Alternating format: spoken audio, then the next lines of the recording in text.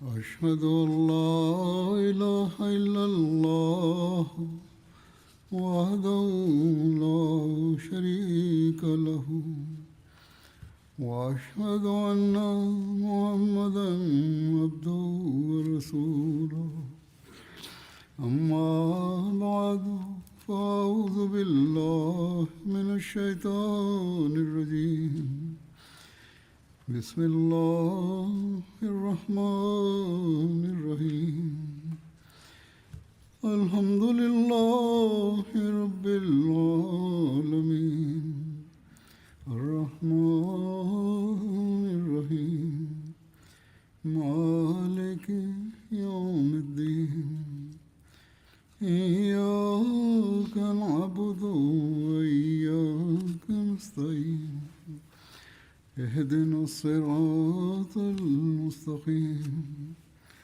صراط الذين أنعمت عليهم غير المغضوب عليهم ولا الضالين.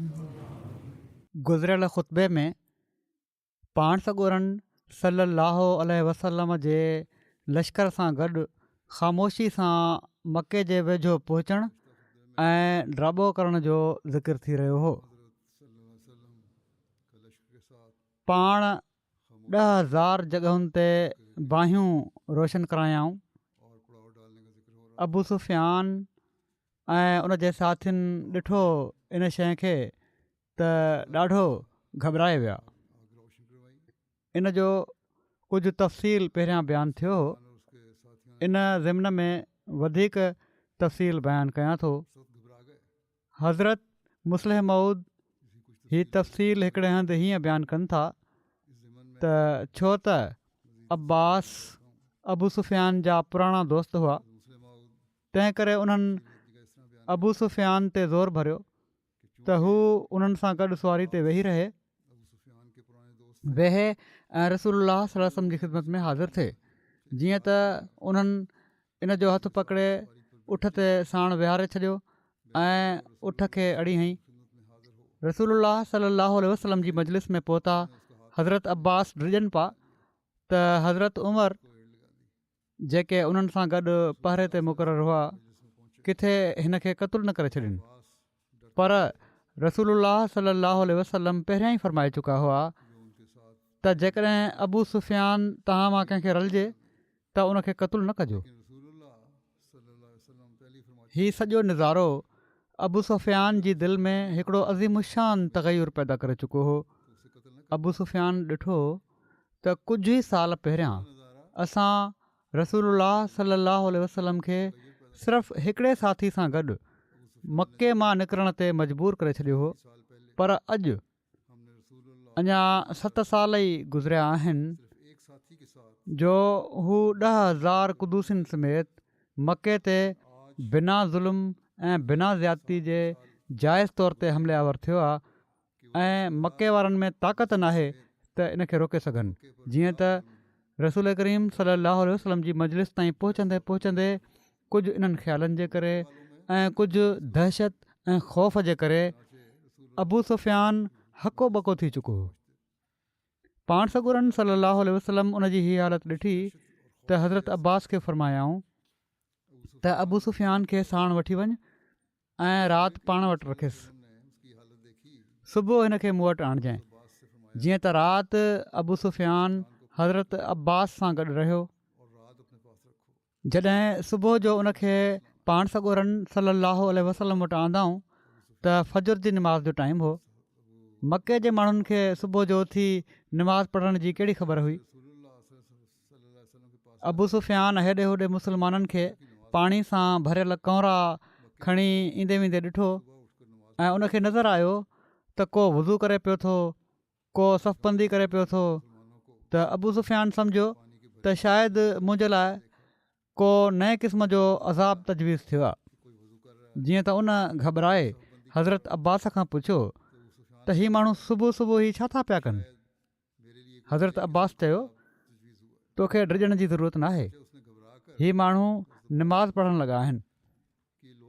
इन खां पोइ अबू सुफ़ियान ॾिठो त हज़ारे हज़ार मुस्लमान रसूलुल्लाह सल्लल्लाहु अलैहि वसल्लम जे पुठियां बीह रहिया आहिनि ऐं जॾहिं पाण रुकू कनि था त सभई रुकू था कनि ऐं जॾहिं पाण सजदो कनि था त सभई सजदो था कनि।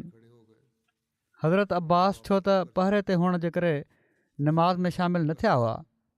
अबू सुफ़ियान उन्हनि खां पुछियो त हाणे ही छा था कनि? मां ॾिसां थो त जेको कुझु मोहम्मद रसूलुल्लाह सल्लल्लाहु अलैहि वसल्लम कनि था उहो ई ही माण्हू करणु लॻी था पवनि। अब्बास चयो तूं कहिड़नि ख़्यालनि में पियो आहीं? हीअ त नमाज़ अदा थी रही आहे, पर मोहम्मद रसूलुल्लाह सल्लल्लाहु अलैहि वसल्लम जेकॾहिं हिननि खे हुकुम ॾियनि त खाइण पीअणु छॾे ॾियो त हीअ माण्हू खाइण पीअण बि छॾे ॾियनि। अबू सुफ़ियान चयो मां किसरा जो दरबार बि ॾिठो आहे ऐं कैसर जो दरबार बि ॾिठो आहे, पर उन्हनि जी क़ौमुनि खे उन्हनि जो एॾो फिदाई नाहे ॾिठो जेतिरो मोहम्मद रसूलुल्लाह सल्लल्लाहु अलैहि वसल्लम जी जमायत उन जी फिदाई आहे।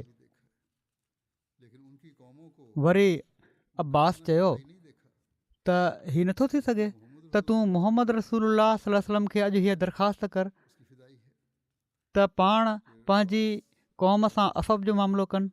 जॾहिं नमाज़ ख़तमु थी वई त हज़रत अब्बास अबू सुफ़ियान खे वठी मोहम्मद रसूलुल्लाह सल्लल्लाहु अलैहि वसल्लम जी ख़िदमत में हाज़िर थिया।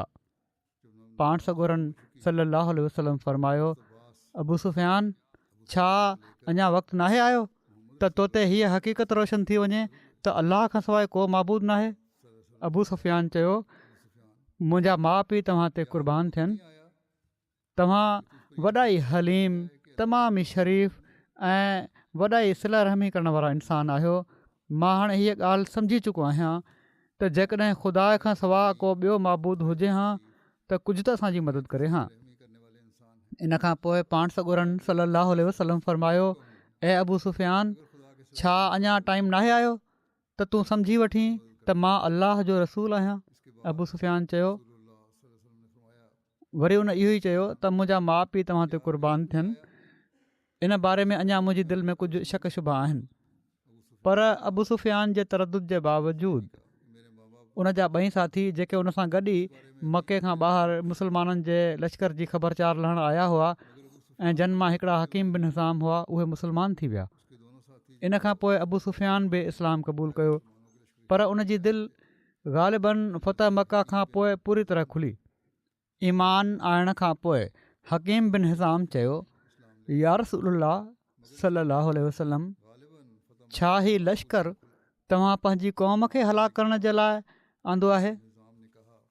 रसूलुल्लाह सल्लल्लाहु अलैहि वसल्लम फ़रमायो हिननि माण्हुनि ज़ुल्म कयो आहे, हिननि माण्हुनि गुनाह कयो आहे ऐं तव्हां माण्हुनि हुदैबिया में ॿधल अहद खे टोड़े छॾियो आहे ऐं ख़ुदा जे ख़िलाफ़ु ज़ालमणी जंग कई आहे, उन मुक़दस जॻह ते जंग कई आहे जंहिंखे ख़ुदा अमन अता फ़रमायो हो। हकीम चयो या रसूलुल्लाह सल्लल्लाहु अलैहि वसल्लम ठीकु आहे, तव्हांजी क़ौम बेशक ईअं ई कयो आहे, पर तव्हांखे त घुरिजे पियो त बजाए मके ते हमिलो करण जे हवाज़न क़ौम ते हमिलो कयो हा। रसूलुल्लाह सल्लल्लाहु अलैहि वसल्लम फ़रमायो उहा क़ौम बि ज़ालिम आहे, पर मां ख़ुदा खां उमेदु कयां थो त हू मके जी फ़तह ऐं इस्लाम जो ग़लबो ऐं हवाज़न जी शिकस्त ही समूरियूं ॻाल्हियूं मुंहिंजे ई हथ ते पूरियूं कंदो। इन खां पोइ अबू सुफ़ियान चयो जेकॾहिं मके जा माण्हू तलवार न खणनि त छा हू अमन में हूंदा? पाण फ़रमायाऊं हा, हर शख़्स जेको पंहिंजे घर जो दर बंदि करे वठे उनखे अमन ॾिनो वेंदो। हज़रत अब्बास चयो या रसूलुल्लाह सल्लल्लाहु अलैहि वसल्लम अबू सुफ़ियान फ़ख़ुर पसंदि माण्हू आहे, इन जो मतिलबु हीअ आहे त मुंहिंजी इज़त जो बि को बंदोबस्तु कयो वञे।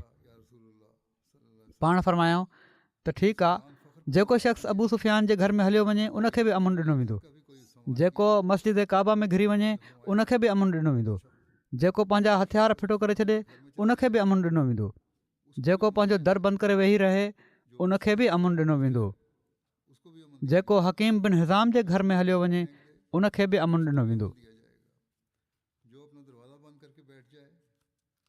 ही समूरो तफ़सील दिबाचा तफ़सीरुल क़ुरान में पाण दर्ज फ़रमायो अथनि। हज़रत मसीह मऊद अलैहिस्सलाम इन बारे में फ़रमायो आहे त पाण सॻोरन सलाहु वसलम जे ज़माने में अबू सुफ़ियान हिकिड़ो वॾो ज़ईफ़ुल क़ल्ब ऐं घटि फ़िरासत वारो माण्हू हो।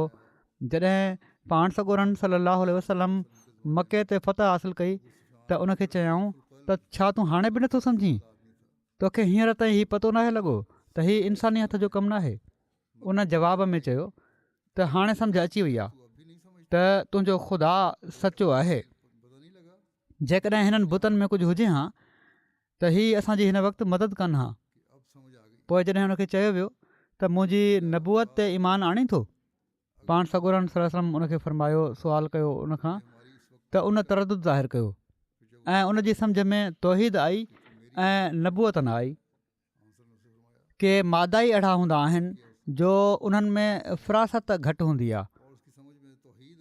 जेको तौहीद जो दलील हुयो उहो ई नबूअत जो दलील हो, पर अबू सुफ़ियान इन में फ़र्क़ु कंदो रहियो।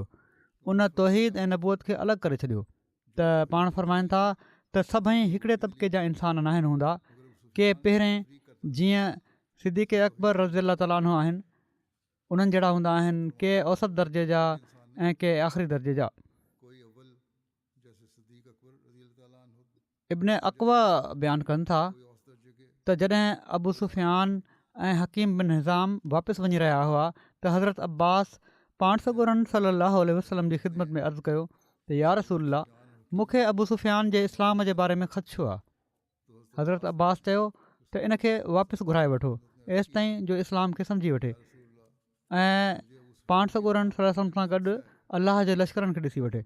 इब्न अबी शैबा रिवायत कनि था त जॾहिं अबू सुफ़ियान वापसि वञणु लॻो त हज़रत अबू बकर पाण सॻोरन सलम जी ख़िदमत में अर्ज़ु कयो त या रसूल अल्लाह, जेकॾहिं तव्हां अबू सुफ़ियान जे बारे में हुकुम ॾियो त उनखे रस्ते में रोकियो वञे। इब्न इसहाक़ बयानु कयो आहे, चवनि था त जॾहिं अबू सुफ़ियान वापसि वञी रहियो हो त पाण सॻोरन सलाहु वसलम हज़रत अब्बास खे फ़रमायो अबू सुफ़ियान खे माथिरी जे जबल जे लक में रोके वठि। जीअं त हज़रत अब्बास अबू सुफ़ियान खे वञी रोके वरितो। इन ते अबू सुफ़ियान चयो, ए बनी हाशिम, छा तव्हां दोखो था ॾियो? हज़रत अब्बास फ़रमायो, अहले नबूअत दोखो न आहिनि ॾींदा। हिकिड़ी ॿी रिवायत जे मुताबिक़ उन्हनि चयो, असीं हरगिज़ दोखो ॾियण वारा न आहियूं। अलबत तूं सुबुह ताईं इंतज़ारु कर एसि ताईं जो तूं अलाह जे लश्कर खे ॾिसीं ऐं उनखे ॾिसीं जेको अलाह मुशरिकनि जे लाइ तयारु कयो आहे। जीअं त हज़रत अब्बास अबू सुफ़ियान खे उन माथिरी में रोके रखियो एसि ताईं जो सुबुह थी वियो। मुख़्तलिफ़ क़बीला हिकु हिकु दस्तो थी अबू सुफ़ियान जे साम्हूं लंघणु लॻा। जॾहिं हिकिड़ो दस्तो लंघियो त उन चयो, ए अब्बास, हीअ केरु आहिनि? उन्हनि चयो, हीअ ग़फ़ार आहिनि, ग़फ़ार क़बीले जा। उन चयो त मुंहिंजो ग़फ़ार क़बीले सां छा वञे? पोइ जुहैना लंघिया त उन उअं ई चयो।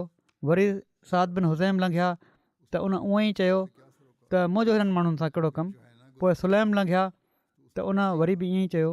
एसि ताईं जो हिकिड़ो दस्तो अहिड़ो आयो जो उन जहिड़ो उन न ॾिठो हो। उन चयो, हीअ केरु आहिनि? हज़रत अब्बास चयो, हीअ अंसार आहिनि।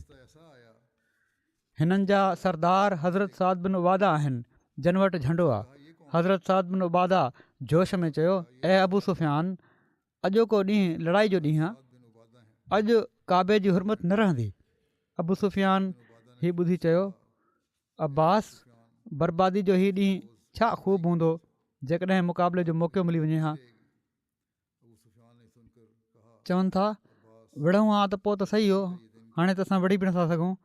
पोइ हिकिड़ो दस्तो आयो ऐं उहो सभिनी दस्तनि खां नंढो हुयो।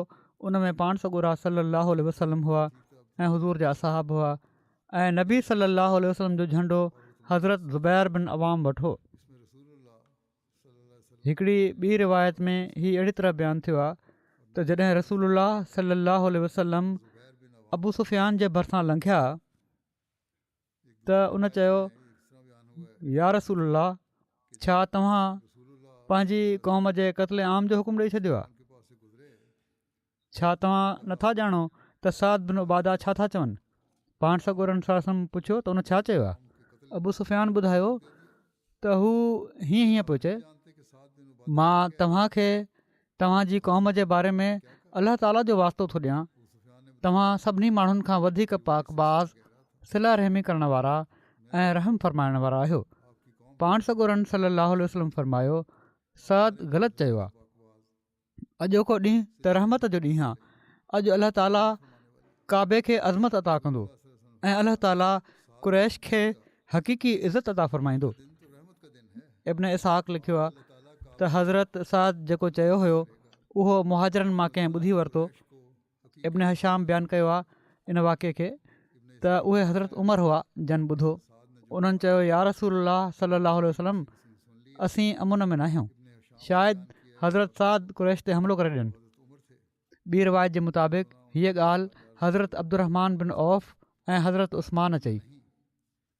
रसूलुल्लाह सल्लल्लाहु अलैहि वसल्लम हज़रत साद ॾांहुं पैगाम मोकिलियो ऐं उन्हनि खां झंडो वरिताऊं ऐं उन्हनि जे पुट हज़रत कैस खे अता करे छॾियाऊं। इन जो तफ़सील हज़रत मुस्लिम मौद बि बयानु फ़रमायो आहे। तारीख़ुनि जे किताबनि मां वठी फ़रमाइनि था त जेॾीमहिल हीउ लश्कर अबू सुफ़ियान जे साम्हूं खां लॻी रहियो हुयो, अंसार जे कमांडर साद बिन उबादा अबू सुफ़ियान खे ॾिसी चयो त अॼु ख़ुदा ताला असांजे लाइ मके में दाख़िल थियणु तलवार जे ज़ोर ते हिलाल करे छॾियो आहे। अॼु कुरैश क़ौम ज़लील कई वेंदी।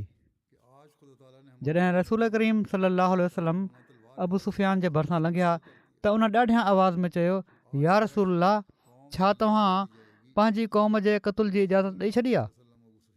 हाणे ई अंसार जा सरदार साद ऐं उन्हनि जा साथी हीअं चई रहिया हुआ।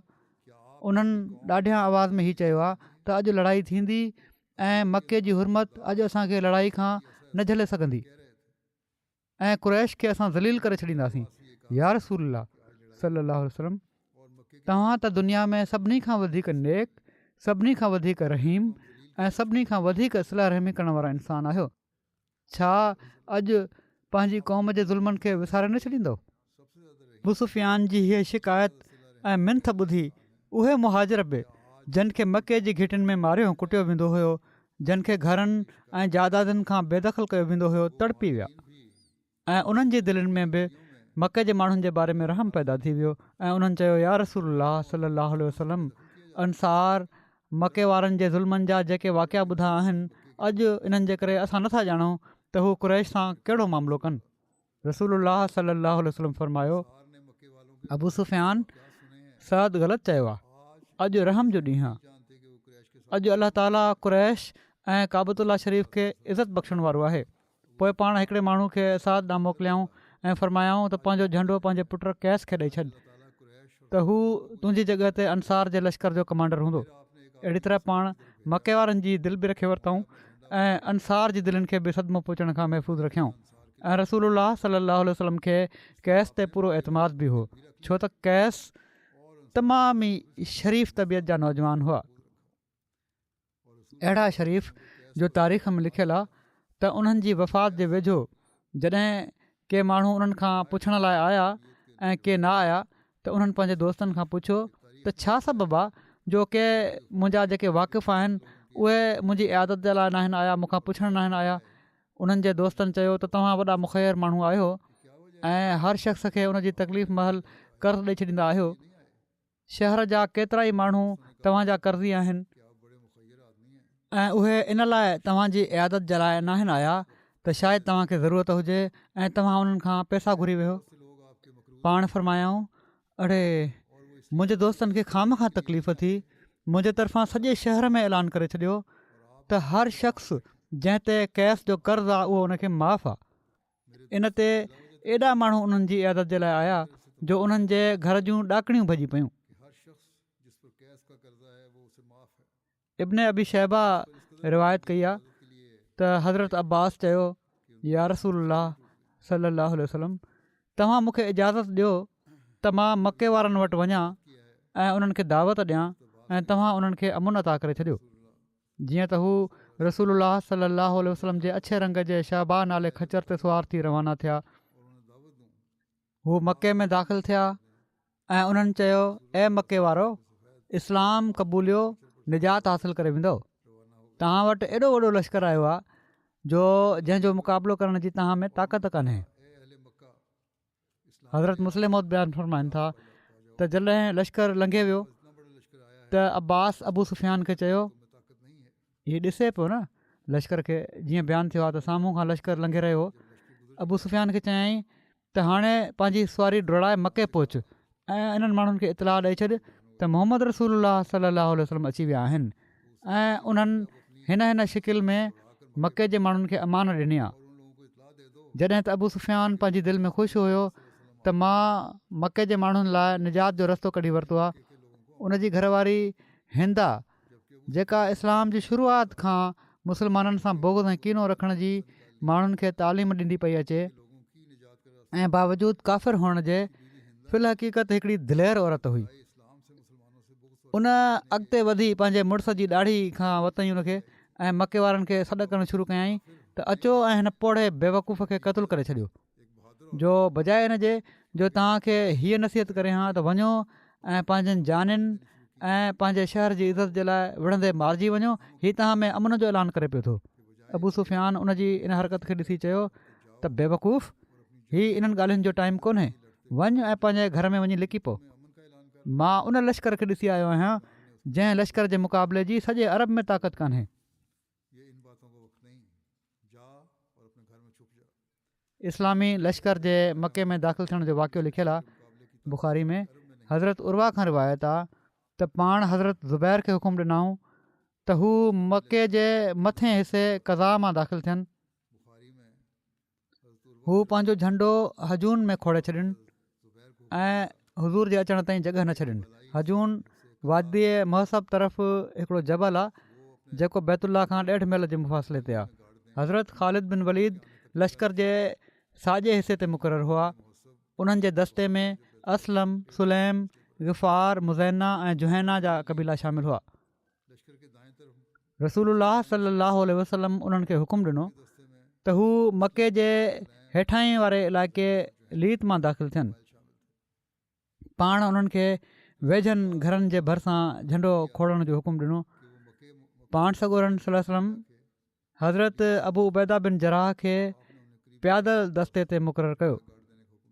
पाण सॻोरन सल्लल्लाहु अलैहि वसल्लम पंहिंजे अमीरनि खे हुकुम ॾेई छॾियो हुयो त हू लड़ाई खां पंहिंजा हथ झले रखनि, लड़ाई नाहे करणी, सिर्फ़ु उन सां क़िताल कनि जेको उन्हनि सां क़िताल करे। इब्न इसहाक़ लिखियो आहे त सफ़वान, इकरमा ऐं सुहेल रसूलुल्लाह सल्लल्लाहु अलैहि वसल्लम सां लड़ाई जे लाइ माण्हुनि खे सॾियो। उन्हनि माण्हुनि खे खंदमा में गॾु कयो जेको मिना जे रस्ते में मके जो हिकिड़ो मशहूरु जबल आहे। कुरैश, बनु बकर ऐं हुज़ैल जा माण्हू उन्हनि वटि गॾु हुआ। उन्हनि खे हथियार पहिरियल हुआ। हू अलाह जा कसम खणी रहिया हुआ त मोहम्मद सल्लल्लाहु अलैहि वसल्लम कॾहिं बि ताक़त जे ज़ोर ते मके में दाख़िल न थी सघंदा। बनु दील माना त बनु बकर जे हिकिड़े शख़्स जमाश बिन कैस जॾहिं रसूलुल्लाह सल्लल्लाहु अलैहि वसल्लम जी आमद जे बारे में ॿुधो त हू पंहिंजा हथियार सही करणु लॻो। उनजी घरवारी उनखे चयो त हीअ तयारी छा लाइ थिए पई थी? उन चयो मोहम्मद सल्लल्लाहु अलैहि वसल्लम ऐं उन्हनि जे साथियुनि लाइ। उन औरत चयो बख़ुदा, मोहम्मद ऐं उन्हनि जे साथियुनि जे साम्हूं अॼु का शइ नथी बीह सघे। अकुलमंद औरत हुई। जमाश बिन कैस वॾे तकबुर सां ऐं टोक वारे अंदाज़ में चयो, मूंखे उमेदु आहे त उन्हनि मां कंहिं हिक खे तुंहिंजी ख़िदमत में पेश कंदुसि, माना त मुस्लमान खे ग़ुलाम बणाए आणींदुसि। तोखे हिकिड़े शख़्स जी ज़रूरत आहे जेको तुंहिंजी ख़िदमत करे ऐं तुंहिंजे लाइ ग़ुलाम वठी ईंदुसि। उन औरत चयो त मार पवई, ईअं न कर, मोहम्मद सल्लल्लाहु अलैहि वसल्लम सां क़िताल न कर। बख़ुदा तुंहिंजी राय सही नाहे। काश तूं मोहम्मद सल्लल्लाहु अलैहि वसल्लम ऐं उन्हनि जे साथियुनि खे ॾिसी वरितो हुजे हा। जमाश चयो तूं तमामु जल्द ॾिसी वठंदीअ। पोइ हू सफ़वान, इकरमा ऐं सुहेल सां गॾु खंदमा हलियो वियो। जॾहिं हज़रत ख़ालिद बिन वलीद उतां ईअं दाख़िल थिया जीअं रसूलुल्लाह सल्लल्लाहु अलैहि वसल्लम उन्हनि खे हुकुम ॾिनो हो त उन्हनि हिकिड़ो टोलो ॾिठो जन उन्हनि खे दाख़िल थियण खां झलियो ऐं उन्हनि लाइ हथियार मथे कयाऊं ऐं उन्हनि ते तीर अंदाज़ी कयाऊं। उन्हनि चयो तूं ताक़त ज़रिए हिते दाख़िल नथो थी सघीं। हज़रत ख़ालिद पंहिंजे साथियुनि खे पुकारियो ऐं मुशरिकनि सां जंग थी। बनु बकर जा 20 ऐं हुज़ैल जा 3 या 4 माण्हू मारिजी विया। इब्न इसहाक़ जे मुताबिक़ मुशरिकनि जा 12 या 13 माण्हू मारिजी विया। उन्हनि खे तमामु ख़राबु तरीक़े सां शिकस्त थी। हू हर पासे विखरी विया। हिकिड़ो टोलो जबलनि ते चढ़ी वियो। जिमाश बिन कैस जेको वॾे फ़ख़ुर सां पंहिंजी घरवारी खे जवाबु ॾेई रहियो हुयो, उहो उतां वठी भॻो ऐं पंहिंजे घर पहुची घरवारी खे चयईं त दर बंदि कर। घरवारी पंहिंजे मुड़ुस खां पुछियो त उहे तुंहिंजूं दवाऊं काॾे वयूं? तूं हाणे ई चयो हुयो त मां ग़ुलाम वठी ईंदुसि। त उन माज़रत वारे लहजे में जवाबु ॾिनो ऐं कुझु शेर पढ़ियाईं, पढ़ी ॿुधायईं, जंहिंजो मफ़हूम हीउ हुयो त जेकॾहिं तूं खंज़मा जी जंग पाण ॾिसी वठी आं, जॾहिं सफ़वान बि वठी भॻो ऐं इकरमा बि, उन्हनि सभिनी जो इस्तक़बाल तलवारुनि कयो। तलवारूं हर कराई ऐं हर खोपड़ी ते लॻी उनखे कटे रहियूं हुयूं। सवाइ लुढ़ जे कुझु ॿुधण में न पियो अचे। असांजे पुठियां उन्हनि जूं हकलूं ऐं सीने मां उथण वारो लुढ़ ऐं कावड़ उभरंदे ॿुधण में पई अचे। तंहिं करे तूं पंहिंजे वातां मलामत जो नंढिड़ो फ़िक्रो बि न कढ। बुख़ारी में आहे त हज़रत ख़ालिद जे घुड़सवारनि मां 2 शख़्स मारिजी विया, हज़रत जुबैश बिन अशर ऐं हज़रत कुर्स बिन जाबिर फ़हरी।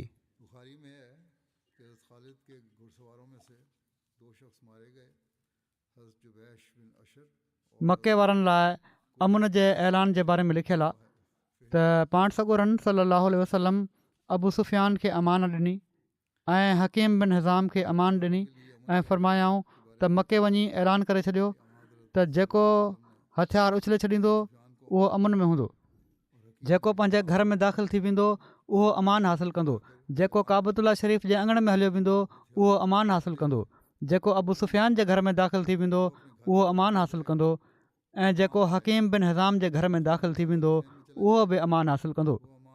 हाणे जॾहिं मके वारा अमान हासिलु करे रहिया हुआ, अहिड़े में पाण सॻोरनि सल्लल्लाहु अलैहि वसल्लम पंहिंजे जानसार आशिक़नि वफ़ादार साथियुनि खे न विसारियो हो। पाण सॻोरनि सल्लल्लाहु अलैहि वसल्लम खे यकीननि कुझु साल पहिरियां मके जी घिटियुनि में कया वञण वारा ज़ुल्म ऐं ज़्यादतियूं बि यादि अची रहियूं हूंदियूं। उहे बिलाल बि जिन खे रसम सां ॿधी हिते पथराइनि घिटियुनि में घिलियो वेंदो हुयो, अॼु उहो बिलाल फातह फ़ौज में शामिलु हुयो। उन्हनि जे दिलि ऐं दिमाग़ में बि ज़ुल्म ज़्यादतियुनि जा समूरा मंज़र ताज़ा थी चुका हूंदा। पाण सॻोरनि सल्लल्लाहु अलैहि वसल्लम उनजो पलउ वठण बि ज़रूरी सम्झो ऐं पाण सॻोरनि सल्लल्लाहु अलैहि वसल्लम केॾो न ख़ूबसूरत पलउ वरितो। हज़रत मुस्लिम मौद इन बारे में बयानु फ़रमायो आहे त इन खां पोइ अबी रुवैहा जिन खे पाण बिलाल हबशी ग़ुलाम जो भाउ बणायो हुयो, उन्हनि जे बारे में पाण फ़रमायाऊं त असीं हिन वक़्तु अबी रुवैहा खे पंहिंजो झंडो था ॾियूं। जेको शख़्स अबी रुवैहा जे झंडे हेठि हूंदो असां उनखे बि कुझु न चवंदासीं। ऐं बिलाल खे चयऊं त साण साण ही ऐलान कंदो वञ तूं त जेको शख़्स अबी रुवैहा जे झंडे हेठि अची वेंदो उनखे अमुन ॾिनो वेंदो। इन हुकुम में केॾी न लतीफ़ हिकमत हुई। मके जा माण्हू बिलाल जे पेरनि में रसो ॿधी उनखे घिटियुनि में छिकींदा हुआ। मके जूं घिटियूं, मके जा मैदान बिलाल जे लाइ अमुन जी जॻह न हुआ ऐं पर अज़ाब ऐं तज़लील ऐं ख़्वारी जी जॻह हुआ। रसूलुल्लाह सल्लल्लाहु अलैहि वसल्लम ख़्यालु फ़रमायो त बिलाल जी दिलि अॼु इंतकाम ॾांहुं बार बार माइल थींदी हूंदी। इन वफ़ादार साथीअ जो इंतकाम वठण बि ज़रूरी आहे, पर हीअ बि ज़रूरी आहे त असांजो इंतकाम इस्लाम जे शान जे मुताबिक़ हुजे। सो पाण बिलाल जो इंतकाम अहिड़ी तरह न वरितऊं जो तलवार सां उन जे दुश्मननि जा कंध कपिया वञनि, ऐं पर उन जे भाउ जे हथ में हिकिड़ो वॾो झंडो ॾेई उभो करे छॾियऊं ऐं बिलाल खे इन मक़सद जे लाइ मुक़ररु करे छॾियऊं त हू ऐलान करे छॾे त जेको बि मुंहिंजे भाउ जे झंडे हेठि अची बीहंदो उनखे अमुन ॾिनो वेंदो। केॾो न शानदार ही इंतकाम हो, केॾो न हसीन ही इंतकाम हो। जॾहिं बिलाल ॾाढियां आवाज़ में ही ऐलान कंदो हूंदो त ए मके वारो, अचो मुंहिंजे भाउ जे झंडे हेठि बीह रहो, तव्हांखे अमुन ॾिनो वेंदो, त उन जी दिलि पाण ई इंतकाम जे जज़्बात खां ख़ाली थींदी वेंदी हूंदी ऐं उन महसूसु करे वरितो हूंदो त जेको इंतकाम मुहम्मद रसूलुल्लाह सल्लल्लाहु अलैहि वसल्लम मुंहिंजे लाइ तजवीज़ कयो आहे, इन खां वधीक शानदार ऐं इन खां वधीक सुहिणो इंतकाम मुंहिंजे लाइ ॿियो को नथो थी सघे। हिकिड़े ॿिए हंधि पाण इन खे हीअं बयानु फ़रमायो अथनि त हिन वाक़े में जेका सभिनी खां वधीक अज़ीमुशान ॻाल्हि आहे उहो बिलाल जो झंडो आहे। पाण सॻोरा सल्लल्लाहु अलैहि वसल्लम बिलाल जो झंडो ठाहिनि था ऐं फ़रमाइनि था जेको शख़्स बिलाल जे झंडे हेठि बीहंदो, माना त उन जे भाउ जो झंडो हिते मुराद आहे, इन मां उनखे पनाह ॾिनी वेंदी। हालांकि सरदार त मोहम्मद रसूलुल्लाह सल्लल्लाहु अलैहि वसल्लम हुआ, पर मोहम्मद रसूलुल्लाह सल्लल्लाहु अलैहि वसल्लम जो को झंडो उभो नथो कयो वञे। हुज़ूर खां पोइ क़ुर्बानी करण वारा अबू बकर हुआ, पर अबू बकर रज़ियल्लाहु ताला अन्हु जो बि को झंडो नथो उभो कयो वञे। उनखां पोइ मुस्लमान थियण वारा रईस उमर हुआ, पर उमर रज़ियल्लाहु ताला अन्हु जो बि को झंडो नथो उभो कयो वञे। इन खां पोइ उस्मान मक़बूल हुआ ऐं हुज़ूर जा ॼातिरा हुआ, पर उस्मान रज़ियल्लाहु ताला अन्हु जो बि को झंडो नथो उभो कयो वञे।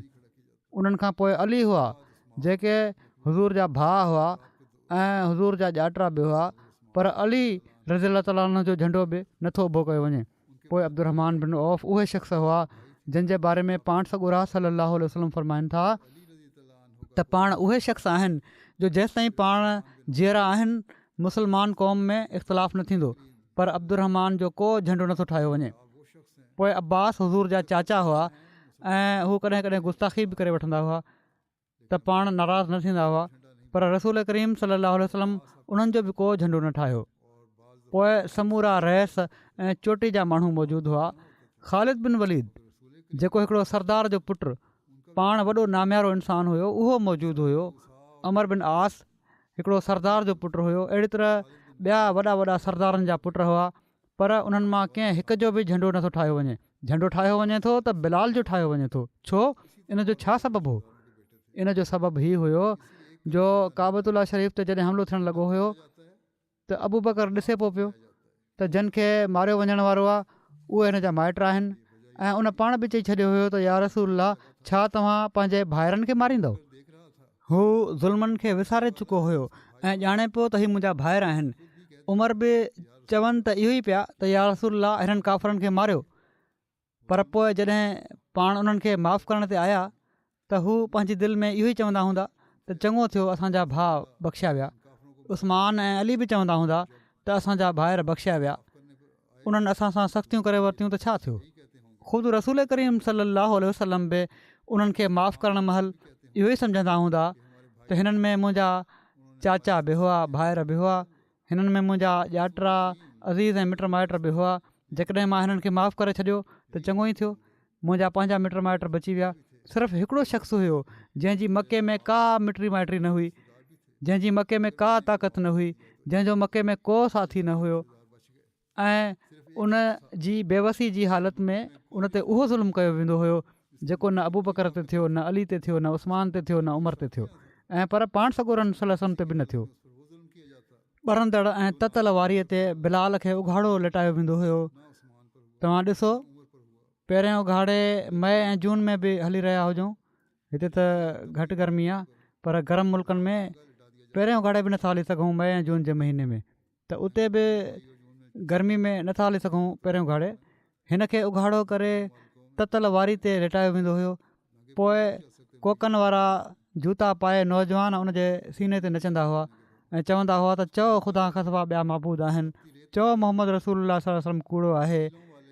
ऐं बिलाल अॻियां पंहिंजी हबशी ॿोली में जॾहिं हू मारींदा हुआ चवंदा हुआ असद अल्लाह इलाहा इल्लल्लाह, असद अल्लाह इलाहा इल्लल्लाह।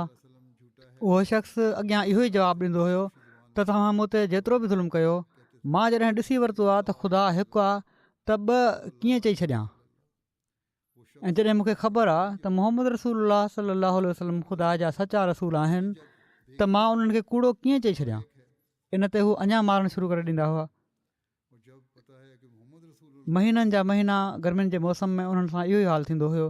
अहिड़ी तरह सियारे में हू हीअ कंदा हुआ जो उन्हनि जे पेरनि में रसो विझी उन्हनि खे मके जी पथराइनि घिटियुनि में गिरींदा हुआ। खल उन्हनि जी ज़ख़्मी थी वेंदी हुई, उहे गिलींदा हुआ ऐं चवंदा हुआ त चओ कूड़ो आहे मोहम्मद सल्लल्लाहु अलैहि वसल्लम, चओ ख़ुदा खां सवाइ ॿिया महबूद आहिनि। त हू चवंदा हुआ अशहदु अल्ला इलाहा इल्लल्लाह, अशहदु अल्ला इलाहा इल्लल्लाह। ऐं जॾहिं त इस्लामी लश्कर 10,000 जे अंग में दाख़िल थियण जे लाइ आयो, बिलाल जी दिलि में ख़्यालु आयो हूंदो त अॼु उन्हनि बूटनि जो पल वरितो वेंदो, अॼु उन्हनि मारुनि जो मुआवज़ो मूंखे मिलंदो। जॾहिं पाण सॻोरनि सल्लल्लाहु अलैहि वसल्लम फरमायो त जेको शख़्स अबू सुफ़ियान जे घर में दाख़िल थी वियो उहो माफ़, जेको काबतुल्ला शरीफ़ में दाख़िल थींदो उहो माफ़, जंहिं पंहिंजा हथियार पिटो करे छॾिया उहो माफ़, जंहिं पंहिंजे घर जा दर बंदि करे वरिता उहो माफ़ु, त बिलाल जी दिलि में ख़्यालु ईंदो हूंदो त हीअ त पंहिंजे सभिनी भाइरनि खे माफ़ु कनि पिया था ऐं चङो कनि पिया था, पर मुंहिंजो पला त रहिजी वियो। पाण सॻोरनि सल्लल्लाहु अलैहि वसल्लम ॾिठो त अॼु सिर्फ़ु हिकिड़ो शख़्स आहे जंहिंखे मुंहिंजे माफ़ु करण सां तकलीफ़ पहुची सघे थी, ऐं उहो बिलाल आहे। त जिनखे मां माफ़ु कयां पियो थो उहे उन जा भाइर न आहिनि। जेको उनखे ॾुखु ॾिनो वियो आहे उहो ॿियो कंहिंखे नाहे ॾिनो वियो। त पाण फरमायूं मां इन जो पला वठंदुसि ऐं अहिड़ी तरह वठंदुसि जो मुंहिंजी नबूअत जो शान बि बाक़ी रहे ऐं बिलाल जी दिलि बि ख़ुशि थी वञे। पाण सॻोरनि सल्लल्लाहु फरमायो बिलाल जो झंडो उभो कयो ऐं उन्हनि मके जे सरदारनि खे जेके जुतियूं पाए उन जे सीने ते नचंदा हुआ, जेके उन जे पेर में रसो विझी गिरींदा हुआ, जेके उनखे ततल वारियुनि ते लिटाए छॾींदा हुआ, चई छॾियो त जेकॾहिं पंहिंजी ऐं पंहिंजे ॿार बचनि जी जान बचाइणी आहे त बिलाल जे झंडे जे हेठां अची वञो। मां सम्झां थो त जॾहिं खां दुनिया पैदा थी आहे, जॾहिं खां इंसान खे ताक़त हासिलु थी आहे, जॾहिं खां को इंसान कंहिं ॿिए इंसान खां पंहिंजे खून जो पल वठण ते तयारु थियो आहे ऐं उनखे ताक़त मिली आहे, अहिड़े क़िस्म जो अज़ीम शान पल कंहिं इंसान नाहे वरितो। जॾहिं बिलाल जो झंडो काबतुल्ला शरीफ़ जे साम्हूं मैदान में खोड़ियो वियो हूंदो, जॾहिं अरब जा उहे रहिस जेके उनखे पेरनि सां चिभाटींदा हुआ ऐं चवंदा हुआ त चई थो या न त मोहम्मद रसूलुल्लाह सल्लल्लाहु अलैहि वसल्लम कूड़ो आहे, जॾहिं हू डोड़ी डोड़ी पंहिंजे ॿार बचनि खे हथनि खां वठी वठी ऐं आणे आणे बिलाल जे झंडे हेठां आणींदा हूंदा त असांजी जान बची वञे, त उन वक़्तु बिलाल जी दिलि ऐं उन जी जान कहिड़ी तरह मोहम्मद रसूलुल्लाह सल्लल्लाहु अलैहि वसल्लम ते घोर वञी रही हूंदी। हू चवंदो हूंदो त मां त ख़बर न आहे हिननि काफ़रनि खां पल वठिणो हुयो या न, या वठी सघां पियो या न। हाणे उहो पल वरितो वियो आहे त हर शख़्स जंहिंजूं जुतियूं मुंहिंजे सीने ते पवंदियूं हुयूं उन जी मुंडी खे मुंहिंजी जुती ते निवड़ायो वियो आहे। हीउ उहो पल हुयो जेको यूसुफ जे पल खां वधीक शानदार हुयो, इन लाइ जो यूसुफ पंहिंजे पीउ ख़ातिर पंहिंजे भाइरनि खे माफ़ु कयो हुयो। जंहिं ख़ातिर कयईं उहो उनजो पीउ हुयो ऐं जिन खे कयईं उहे उन जा भाइर हुआ।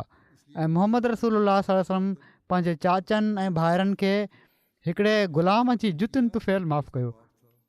भला यूसुफ जो पल उन जे मुक़ाबले में कहिड़ी हैसियत रखे थो। हिकिड़ो कमज़ोर शख़्स जंहिंजो नंढपण जवानी कुरैश जे सरदारनि जी ग़ुलामी में गुज़री, उन जी अहिड़ी दिलदारी ऐं अहिड़ी इज़त अफ़ज़ाई कई अथनि पाण जंहिंजो मिसाल जहिड़ो का बयानु थियो आहे दुनिया जी तारीख़ में नथो मिले ऐं हमेशह जे लाइ यादगारु रहंदो। सो हीअ आहे असांजे आका मुता सल्लल्लाहु अलैहि वसल्लम जो पल वठण जी उसवा। अल्लाहुम्मा सल्ली अला मुहम्मद व आले मुहम्मद मुबारिक वसल्लम इन्नका हमीदुम मजीद।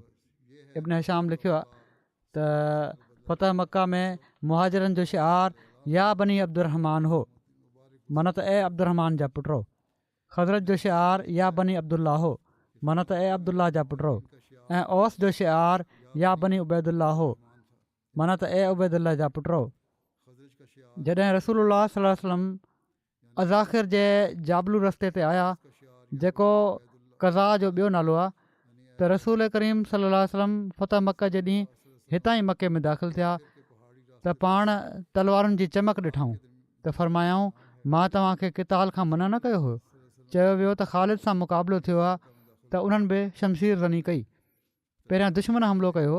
पाण फरमायाऊं अलाह ताला जो फ़ैसिलो सभिनी खां बहितरु आहे। माना त अलाह ताला हीउ ॾेखारणु चाहे पियो त अॼु तव्हां ताक़त जे ज़ोर ते काफ़रनि खे ॾेखारणु चाहे पियो त ताक़त जे ज़ोर ते मुस्लमाननि खे मके में दाख़िल थियण खां रोके नथा सघो। हीउ ख़ुदा ताला जो अणटर फ़ैसिलो आहे जंहिंखे को टारे नथो सघे। हीउ हुयो मके में दाख़िल थियण जो शुरूआती जेको बयानु आहे, इन जो इनशा आईंदा बि बयानु थींदो। हिन वक़्तु मां हिकिड़ी मरहूमा जो ज़िक्र करणु चाहियां थो, उन्हनि जो जनाज़ो पढ़ाईंदुसि निमाज़ खां पोइ। हीअ आहिनि मुकरमा अमीना शहनाज़ साहिबा, बेगम मुकरम इनामुल्ला साहब ऑफ लाहौर। कुझु ॾींहं पहिरियां 57 सालनि जी उमिरि में फ़ौत थी वियूं। इन्ना लिल्लाहि व इन्ना इलैहि राजिऊन। हिननि जे ख़ानदान में अहमदियत हिननि जे वालिद मुकरम दीन मोहम्मद साहब जे ज़रिए आई।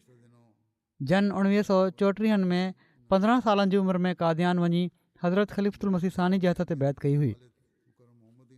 मरहूमा अलाह ताला जे फज़ुल सां मूसिया हुयूं। पोइ ते रहिजी वियल घर भातियुनि में घरवारे खां अलावा हिकिड़ो पुटु ऐं 4 धीअरूं शामिल आहिनि।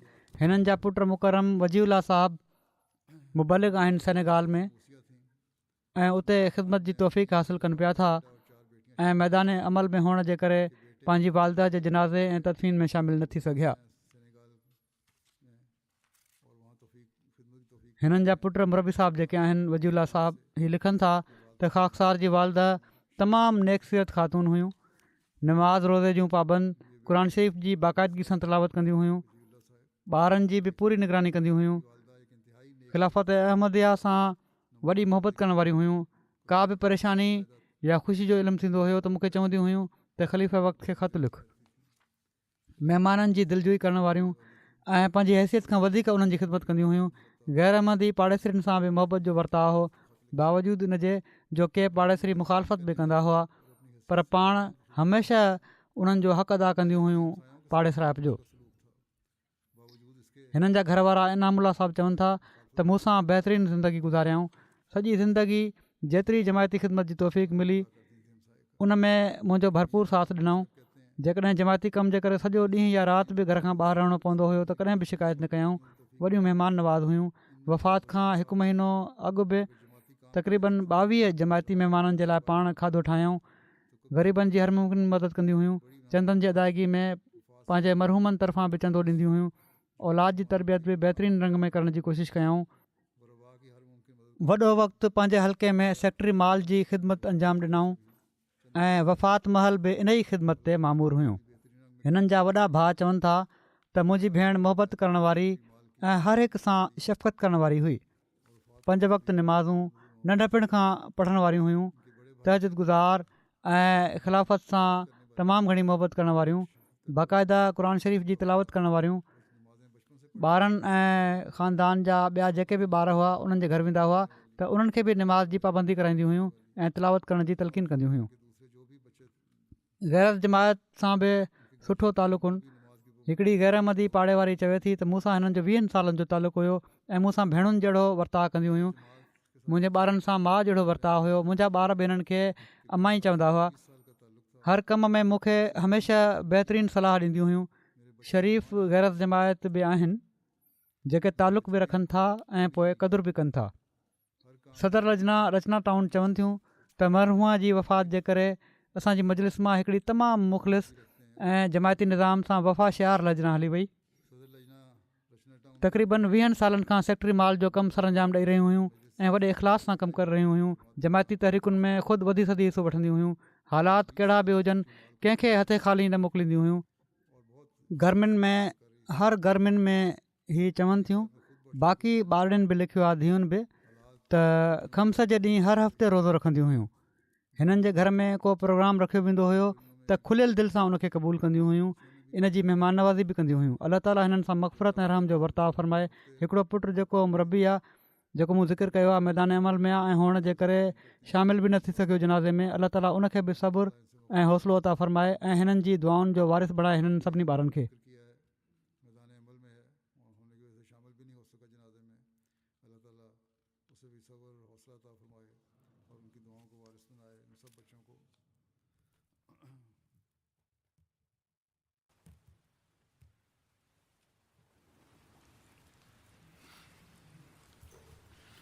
الحمد لله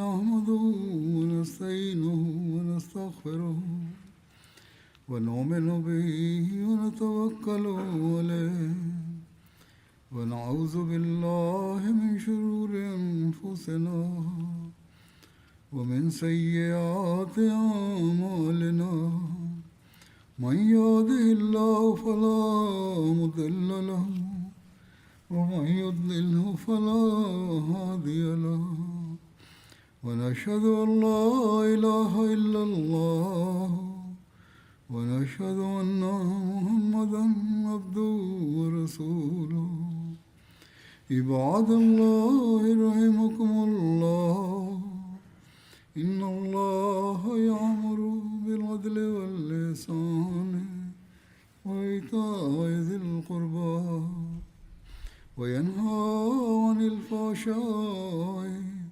والمنكر والبغي يعظكم لعلكم تذكرون واذكروا الله يذكركم وادعوه يستجب لكم ولذكر الله أكبر